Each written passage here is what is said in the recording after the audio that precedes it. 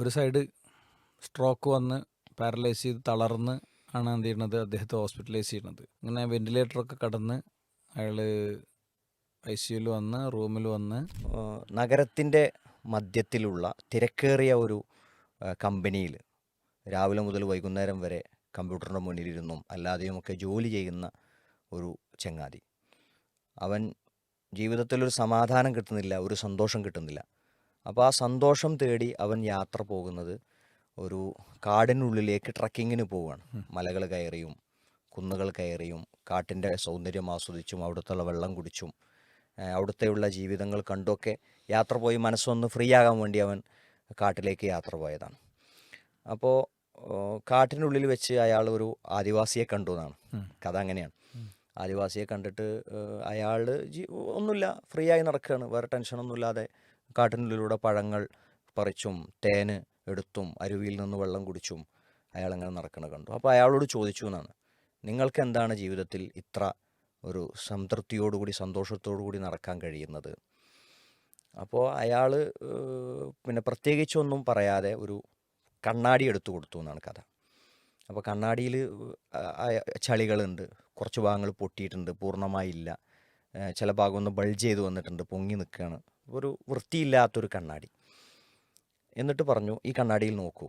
അയാൾ കണ്ണാടിയിൽ നോക്കിയപ്പോൾ തൻ്റെ മുഖം വൃത്തിയിൽ കാണുന്നില്ല. അയാളുടെ ഓഫീസിൽ നീളത്തിലുള്ള കണ്ണാടിയിൽ നടന്നു പോകുമ്പോഴും എവിടെ പോകുമ്പോഴും കണ്ണാടിയും ഒക്കെ ആയി ഭംഗിയുള്ള കണ്ണാടിയാണ് അദ്ദേഹം കണ്ടിട്ടുള്ളത്. അപ്പോൾ ഇതിൽ തീരെ വൃത്തിയില്ല കാണാൻ എന്ന മറുപടി പറഞ്ഞു. അപ്പോൾ പിന്നെ ആദിവാസിയായ ഗോത്ര വർഗ്ഗക്കാരനായ അയാൾ പറഞ്ഞു കൊടുത്ത കാര്യം, നിങ്ങൾ ജീവിതത്തെ എപ്പോഴും നോക്കിക്കാണുന്നത് പൊട്ടിയ കണ്ണാടിയിലൂടെയാണ്. മറ്റുള്ളവരുടെ ജീവിതമാണ് നിങ്ങൾ അതിലൂടെ നോക്കുന്നത്. നിങ്ങൾ വൃത്തിയുള്ള നിങ്ങളുടെ ജീവിതത്തെ നല്ല കണ്ണാടിയിലൂടെ നിങ്ങൾ നോക്കിയാൽ നിങ്ങളുടെ പ്രശ്നത്തിനൊക്കെ പരിഹാരമാകുന്നതാണ്. ഇയാളെ സംബന്ധിച്ചോളം നല്ല ജോലിയുണ്ട്, രാവിലെ മുതൽ വൈകുന്നേരം വരെ വർക്ക് ചെയ്യാനുള്ള ഒരു നല്ല സ്പേസ് ഉണ്ട്, നല്ല വരുമാനമുണ്ട്.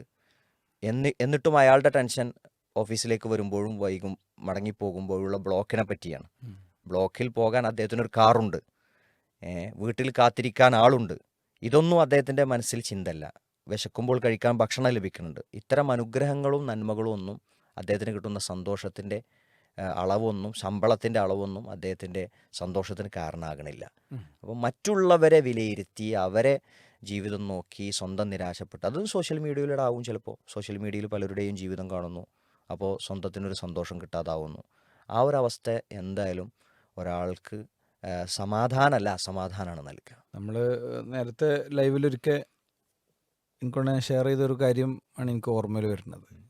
കോഴിക്കോട് മിംസ് ഹോസ്പിറ്റലിലെ റേഡിയോളജി ഡിപ്പാർട്ട്മെൻറ്റിൽ കേരളത്തിൽ എന്നല്ല ഇന്ത്യയിൽ തന്നെ ഒരു നമ്പർ 1 ട്രീറ്റ്മെൻറ്റ്, പുതിയൊരു ട്രീറ്റ്മെൻറ്റ് രീതി സ്വീകരിക്കുന്ന ആളാണ് നമ്മുടെ സുഹൃത്ത് ഡോക്ടർ റഫീഖ്. അദ്ദേഹത്തിൻ്റെ കൂടെ നമ്മുടെ വിദ്യാർത്ഥി പ്രസ്ഥാനത്തിൽ അദ്ദേഹത്തിൻ്റെ കൂടെ സംസ്ഥാന സമിതിയിലൊക്കെ നമ്മൾ ഒന്നിച്ച് വർക്ക് ചെയ്തിട്ടുണ്ട്.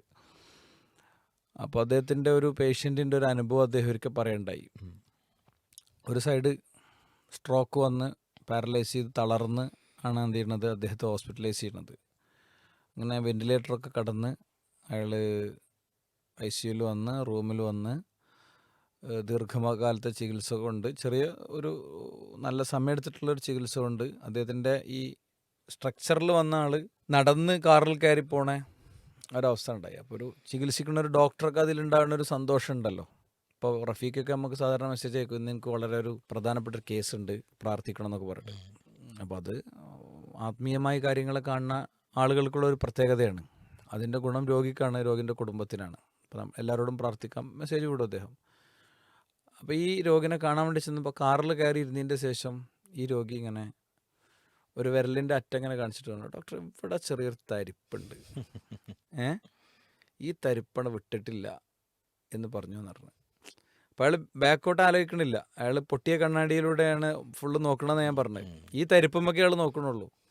അയാൾക്ക് പലപ്പോഴും അയാൾക്ക് ഉണ്ടായിരുന്നൊരു സാഹചര്യത്തെക്കുറിച്ച് ആലോചിക്കാൻ പറ്റണില്ല. ഈ വയസ്സായ ആളുകൾ അല്ലെങ്കിൽ വീടുകളിലുള്ളവരൊക്കെ ഊരവേദന, മുട്ടുവേദന, തലവേദന, മൈഗ്രെയിന് ഇങ്ങനെ വെറുതെ പറഞ്ഞുകൊണ്ടിരിക്കും. അത് ഇല്ലാത്തതുകൊണ്ടല്ല, ഉള്ളത് തന്നെയാണ്. പക്ഷെ ഒരു പ്രായമാകുമ്പോൾ, ഒരു ഏജ് ആകുമ്പോൾ ഒക്കെ മനുഷ്യന് എപ്പോഴും ഒരേപോലെ ആകൂല, പ്രശ്നങ്ങൾ വരും. അപ്പോൾ ചുറ്റുമുള്ള കുറേ മനുഷ്യരിലേക്ക് നോക്കുമ്പോൾ സ്വാഭാവികമായിട്ടും അത് നമുക്ക് തിരുത്താൻ കഴിയും. ഇപ്പോൾ എൻ്റെ ഉമ്മ എനിക്കൊരു വോയിസ് ഫോർവേഡ് ചെയ്തിരുന്നു കഴിഞ്ഞ ദിവസം. ഞങ്ങളുടെ നാട്ടിലുള്ളൊരു സഹോദരിയാണ്. അവരും ഒരു വിധവയാണ്. അവരുടെ പെൺമക്കൾ, വിവാഹിതരായ 2 പെൺമക്കളുണ്ട്. അവരാണ് കുടുംബം പോറ്റുന്നത്. അവർ ഷോപ്പിലോടെ ഇവിടെയൊക്കെ നിന്നിട്ടാണ്.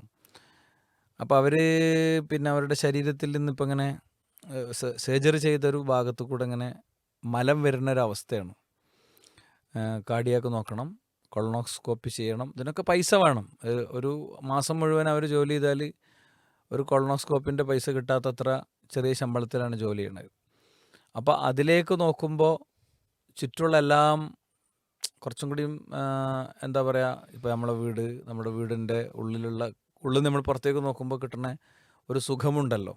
അപ്പോൾ ആ ഒരു പിന്നെ നിങ്ങൾ പറഞ്ഞ കഥയിലൊരു ചുരുക്കമാണ് റസൂലുള്ളാഹി സ്വല്ലല്ലാഹു അലൈഹി വസല്ലം തങ്ങൾ പറഞ്ഞത്, ഉൻദുറു ഇലാ മൻ ഹുവ അസ്ഫല മിൻകും വലാ തൻദുറു ഇലാ മൻ ഹുവ ഫൗഖക്കും ഹുവ അജ്ദറു അല്ലാ തസ്ദറു നിഅമത്തല്ലാഹി അലൈക്കും. നിങ്ങൾക്ക് അള്ളാഹു നൽകിയ അനുഗ്രഹങ്ങളിലേക്ക് നിങ്ങൾ നോക്കണം, നിങ്ങളെക്കാളും താഴെയുള്ളവരിലേക്ക് നോക്കണം. സൗകര്യങ്ങൾ കൂടിയ, നിങ്ങളെക്കാളും ജീവിത നിലവാരം കൂടിയ ആളുകളിലേക്ക് നോക്കിയിട്ട് നെടുവീർപ്പിടല്ല വേണ്ടത് എന്ന വലിയ മെസ്സേജ് യഥാർത്ഥത്തിൽ നമുക്ക് ലഭിക്കുന്നുണ്ട്. പലപ്പോഴും മറ്റുള്ളവരുടെ ജീവിതം നോക്കുന്നത് സോഷ്യൽ മീഡിയയിലൂടെ ആണെങ്കിൽ അതിലൊരു പ്രശ്നം, സോഷ്യൽ മീഡിയയിൽ ഓരോരുത്തരും അവനവൻ്റെ ജീവിതത്തിൻ്റെ ഏറ്റവും മനോഹര നിമിഷങ്ങൾ മാത്രമേ പങ്കുവെക്കുള്ളൂ എന്നുള്ളതാണ്. അവരുടെ ജീവിതത്തിൻ്റെ പ്രയാസങ്ങൾ നിറഞ്ഞ കഠിനമായ അവസ്ഥകൾ ഒരിക്കലും പങ്കുവെക്കൂല. അപ്പോൾ അവരുടെ ജീവിതം വലിയ സന്തോഷത്തിലാണ്, ഓല് ഭയങ്കര ഹാപ്പിയാണ്, അവിടെ എപ്പോഴും രസങ്ങൾ മാത്രമാണ്. അതിങ്ങനെ ഓരോരുത്തരുടെ ലൈഫ് വ്ളോഗുകളോ ഫാമിലി വ്ളോഗുകളോ ഒക്കെ നോക്കി ഓലെ ഫാമിലി അടിപൊളിയാണ് എന്ന് ചിന്തിക്കേണ്ട ആവശ്യമില്ല. അവിടെ മോശപ്പെട്ട അവസ്ഥകൾ പലതും ഉണ്ട്, അത് പുറത്തു വരുന്നില്ല എന്നുള്ളൂ. അത് ചിലപ്പോൾ പലരുടെയും ജീവിതത്തിൻ്റെ അവസ്ഥകൾ പുറത്തു വരുന്നൊരു സാഹചര്യം ഉണ്ടാവും, വരണം എന്നല്ല നമ്മൾ ആഗ്രഹിക്കുന്നത്. ആ സാഹചര്യത്തിൽ ചിലപ്പോൾ മനസ്സിലാവും അതിൻ്റെ പ്രശ്നങ്ങൾ എത്രമാത്രം ഗൗരവം ഉണ്ടായിരുന്നു, അവർക്കിടയിലുള്ള അന്തചിത്രങ്ങൾ എത്ര ഗൗരവമുള്ളതായിരുന്നു എന്നൊക്കെ പിന്നീടാണ് ചിലപ്പോൾ തിരിച്ചറിയാം.